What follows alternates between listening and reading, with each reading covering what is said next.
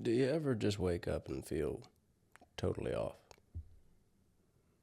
Worn out? Your mind's not functioning. Something in the day just feels wrong. I know I do. I know this morning I am. I do feel this way.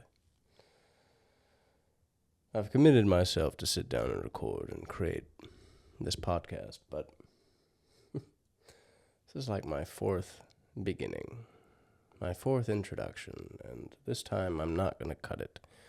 I'm just going to roll through because who gives a fuck? But it doesn't feel right. I'm not even going to start with my intro. Welcome back. How you doing? Yada, yada, yada. I won't say that I'm depressed or even upset. I'm tired. My day job, I'm a front of house manager at a restaurant locally here around me. And I work overtime hours. And I get paid a fair wage, fair salary. And it's not a bad job. Frankly, in many ways, I enjoy it. But it does wear me out. I get tired. And it was my youngest brother's birthday yesterday. We hit the gym and we sat and talked for a long time. And I didn't go to bed until like 2 or 3 in the morning. Fuck, I'm getting old, yo. I'm only 29, but that's just hitting me. My coffee is not kicked in. I'm trying to barely catch up on my day. And this feeling can be a very frustrating one, especially if you have a lot to do that day. Today's my day off. Thank God for it. So there isn't a lot of pressure on me. But in some ways you can become easily frustrated by that. It's my day off. It's my time to enjoy my life and not just work it all the way. But I'm so tired. I'm worn out. You're spending the whole day recouping and recovering. You feel, or you can start to feel, so easily trapped in the cycle of this work, rest, repeat system that we're in. And it's not a bad one. I think all people should work. We should all be putting our effort and our energy towards something, towards helping others, towards growing and developing our lives in any way, shape, or form. In every way, shape, and form. We should do it. We have the chance and opportunity to do it. So we should. You hear me? But it does wear you out. And it can easily become frustrating. And I do believe wholeheartedly that everything happens for a reason. I did not used to. Oh, fuck no. If 7, 8 years ago, if you were to tell me that, I'd tell you to fuck off. Because no, it's all random happenstance. Nothing means anything. I was 100% atheist, purely nihilistic, cynical as fuck about it all. But that has changed in me. And largely, I think, purely by paying attention. And giving life time to show me what it's doing. And with that, I believe wholeheartedly now, that and some other poignant experiences, that everything does happen for a reason. And if you're looking at life through that framework, then you have to sit and realize that everything is happening for a reason and pointing you towards something. It's developing and molding your perception in a way to influence your day that will alter the series of events that are moving forward, and that is every single moment. Even like waking up and feeling tired. And feeling groggy and off. And trying to do a podcast and not knowing what the fuck to say. That is doing something. Something for you. I think it's all for you. For us. And it's fascinating, and it is funny. I've mentioned it on a few episodes before. Certain conversations I have before I'll sit to record, or the way that I do wake up and feel. That it does influence, I guess, the episode that I'm creating or talking about, the way that I'm thinking about a subject to lead to a new form of idea, if that makes sense. I think it absolutely does. And I think it's happening right now. Because I haven't known exactly what to say about this next poem here. For anybody tuning in for the first time, I've been going through my first poetry book here, What Struggle Brings, by me, Kevin Faulkner. You can find it on Amazon or on my website, wonderedbliss.com. You can find a link there, as well as some other merchandise and things. But I've been going through poem by poem, page by page, just reading as it goes and talking about it, because in here has been a world of frustration, a world of questions, a world of answers, all swimming about. And it's come through me, channeled through me as poetry and art. Because I guess I'm an artist and a poet, so it naturally would. But I've battled a lot of questions. And that too, I think, was for a reason. Perhaps to sit and write a book, to create a podcast, to then talk about it. To be able to maybe offer a little bit of something to someone who might need it. Whether it's wisdom, whether it's knowledge, whether it's just the right to ask the question. Maybe I could inspire that. Then it is good. But this next one here,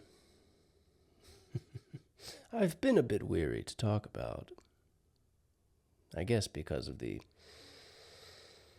illegal nature of the damn thing. But I have this page here that's dedicated to psychedelics, which in this country is illegal. And I think wrongly illegal.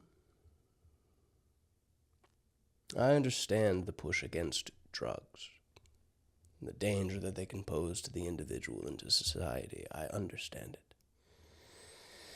But I am libertarian to my fucking core. You should have the right, just like you do with alcohol and all these other things. If I want to alter the state of my consciousness for the sake of any experience I'm trying to have, as long as I'm not hurting another individual, why should I not have the right to it? I should. We can argue back and forth about whether or not it's good or worth your time. And most drugs are not. They'll just be destructive in your life, and you'll be caught chasing a high. Psychedelics, though, that is a different story. Particularly magic mushrooms. Those, they are of the earth. Those grow naturally. And if you really give an honest look to the formation and foundation of most religious beliefs, you really go back with an honest take, all of them have been influenced by some form of psychedelic, some form of altered state of consciousness. And if you've never delved into that world, you'll look at it with a skepticism and a disdain because of whatever foundational beliefs you have been thrust upon you by things you've been taught and society at large. But people I've talked to who have also delved into this world, there is something spiritual about them. Absolutely there is. 1,000%. I think, frankly, magic mushrooms in particular have been an integral part and piece of the development of people and of religious beliefs and connection. I think in many ways they lessen the veil on consciousness. They strip away the ego so that you can be in tune with the more collective consciousness thing, the God force, the God thought energy. You can reside there for a while in a way that you can't with your normal state and perception. But you have to try it to understand it. If you've never done it, you're going to scoff at that statement. If you've only ever tried mushrooms in a party scene or scenario, you probably didn't get the most out of it, and you'd probably still scoff at that statement about the spirituality aspect. But these, as I have participated in that journey, I've done so very deliberately, with respect and an eagerness to learn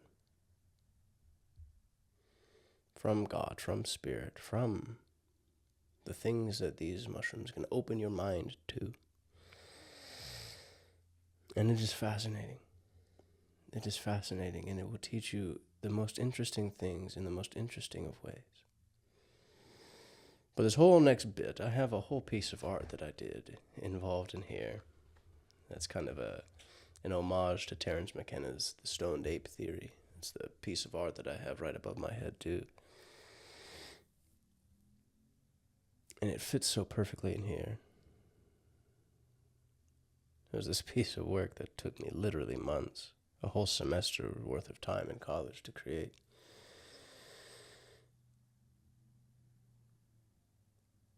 But I really started to delve into this world, and I have a couple things that I wrote once in an early trip that I just threw on this page, because it's been a massively influential part of my journey, my emotional, spiritual healing, my ability to ask questions and look past my own self-limiting beliefs about life, about God, about me. And it's the thing about mushrooms, that experience that you can have. It teaches you, like I said, in the most interesting of ways. And there are just feelings that can be impressed upon you by the experience. And that in many ways is what I captured here with this first bit. It was this feeling in my chest years ago that I tried my very best to capture the essence of what that feeling was. And it's this short line. Life is but a crashing wave of significance, edging on the shore of something yet to come. And then I say, sounds pretentious, but you know what I mean. It's a feeling.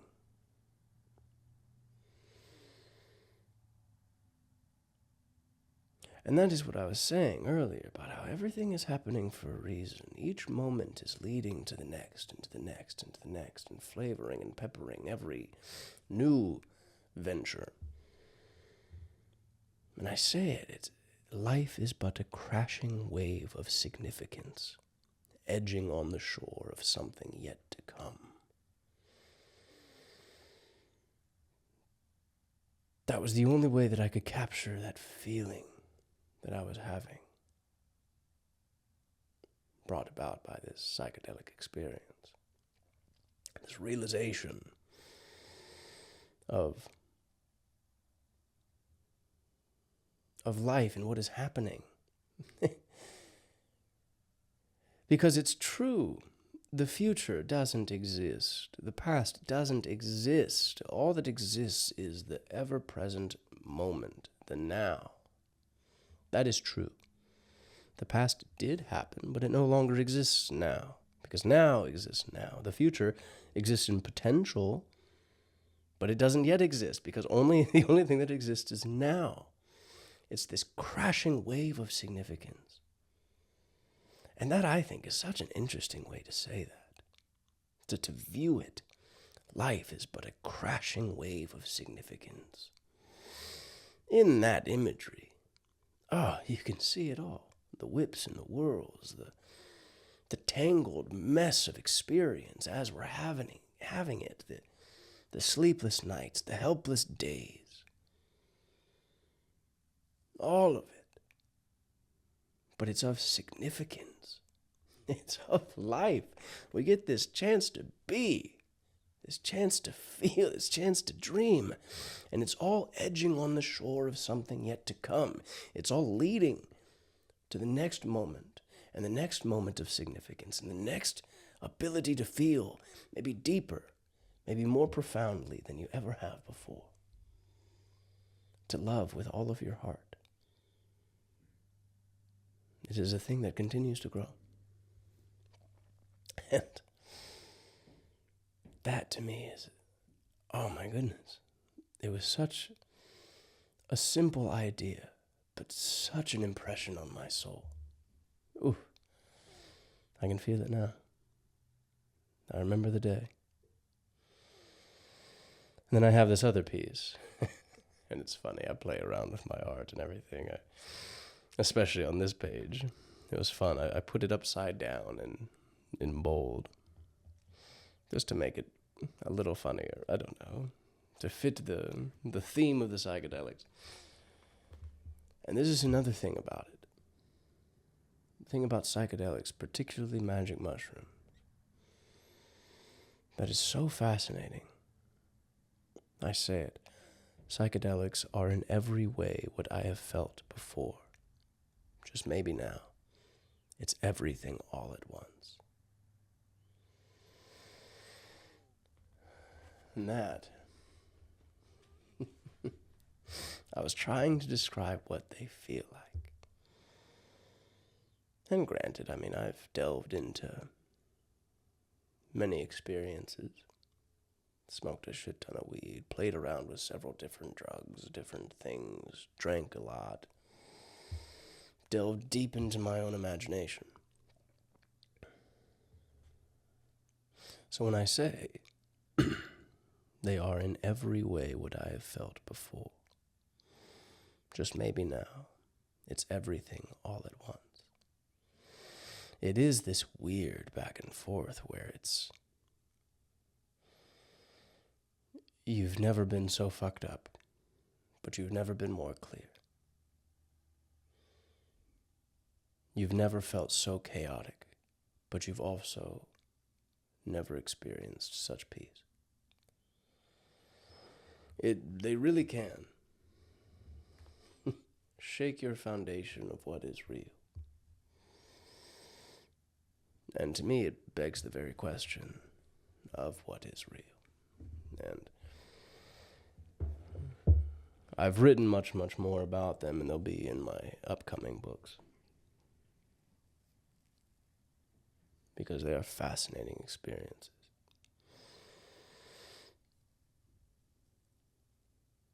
But they really delve you deep into the conscious mind, the subconscious space, the imaginative capacity.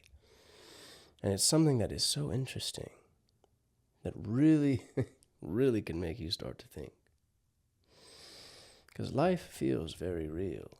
I touch this table and it is hard, and it feels like it's right here in front of me.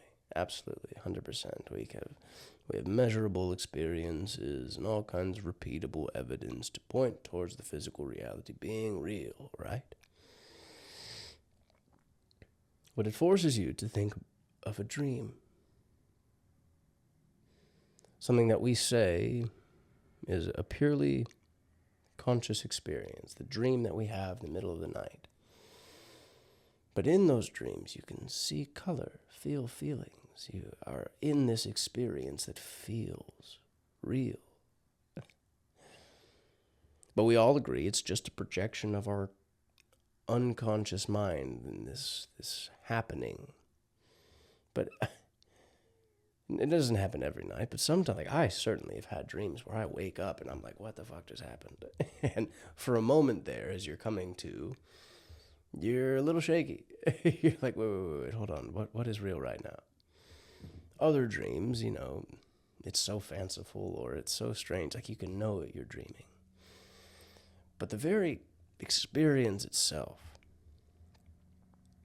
begs the question that if I can have this purely conscious or this purely mind-based experience that looks real, feels real, that I can have emotions, conversations, and all of these things back and forth, yada, yada, yada. How do you know for sure, for sure, that all of this isn't the same? That it isn't just the mind at play in some kind of base reality zone? If your mind can make it look real, feel real, taste real, smell real, when it's not there, how do you know all of this that looks real, feels real, tastes real, is real, and not just a conscious projection? How do you know? It is very hard to say. And I think, maybe it's a bold statement. I think God is always hinting to the truths of reality. There's a reason we dream. Not every night, but there's a reason I think we get a glimpse into that window. That our personal state and consciousness can create this thing that feels and looks real. What if all of this is just a dream in the mind of God? The greater mind, the greater consciousness that we are all experiencing together. It would look real, it would feel real, it would taste real, just as much as the conscious projection does in your dreams. It's just the projection of the greater. I don't know. It's a very esoteric conversation, and I'm fucking tired of shit today. So it's a lot to get into.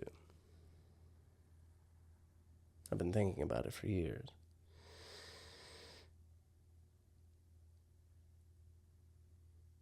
And what it means is so interesting.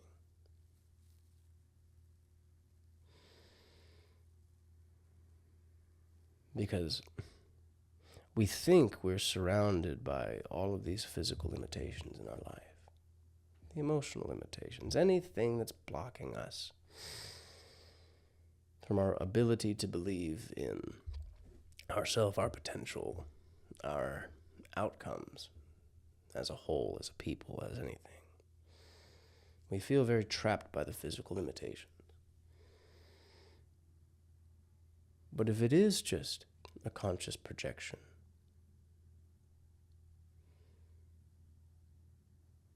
and we have these conscious minds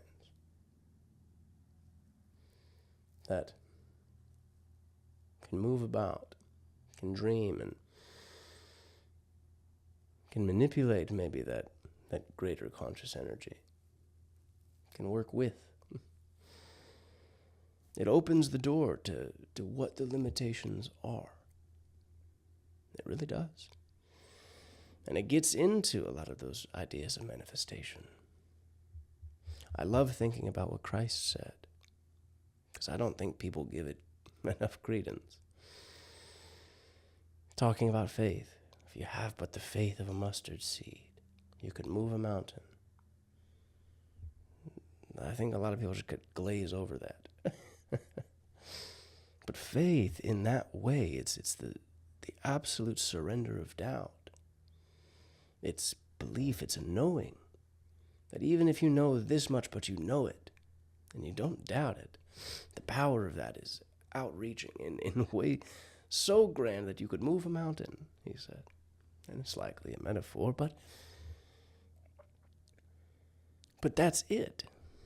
If all of this is consciousness, if all of this is thought, battling back and forth between belief and doubt, and it is, if that is the true barrier of anything, and all you must do is surrender doubt entirely to know, absolute faith in a thing, and then it can manifest in the real world. then what are the limitations of people? What are they? Every day we seem to be overstepping previously held limitations. It really might be boundless. But if it is our belief that holds us back,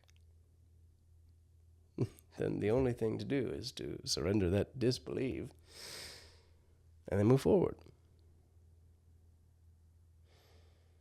But all the time, we're trying to disprove things. I know me, I've been such a skeptic in my life. I can't believe anything unless I can absolutely disprove it. Then I'll know.